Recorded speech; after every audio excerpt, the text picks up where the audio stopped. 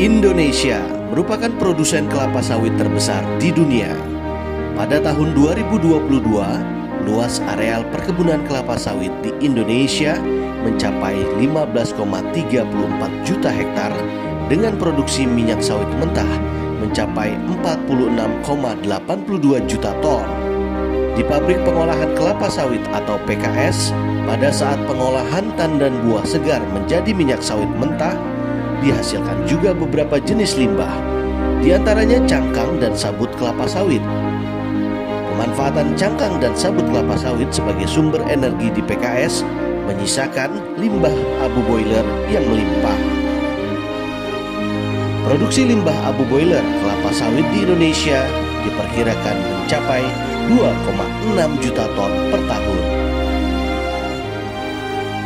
Sejauh ini limbah abu boiler belum dimanfaatkan dengan baik. Kami menyambut baik dan mendukung riset pemanfaatan abu boiler ini menjadi produk bernilai ekonomi. Pusat Riset Agroindustri, Organisasi Riset Pertanian dan Pangan, Badan Riset dan Inovasi Nasional BRIN, bekerja sama dengan industri rubber compound, PT Karya Aditama Sejahtera, telah mengembangkan riset produksi nanopartikel silika biogenik dari abu boiler kelapa sawit dan aplikasinya sebagai komponen rubber foam sol pada biosneakers. Melalui skema Grand Riset Sawit, Badan Pengelola Dana Perkebunan Kelapa Sawit BPD PKS.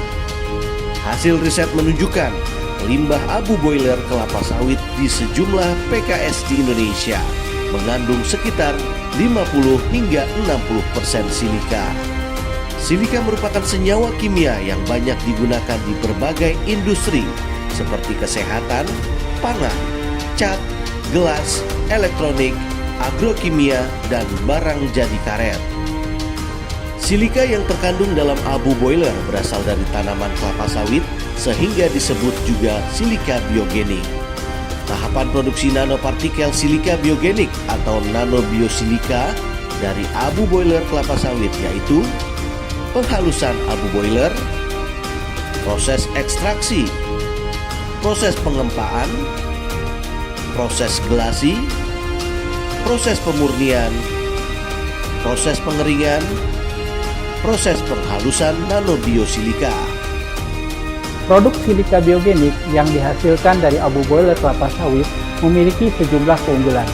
Bahan baku terbarukan, murah dan melimpah, proses rendah energi, partikel berukuran nanometer, luas permukaan spesifik tinggi, dan berstruktur amorf.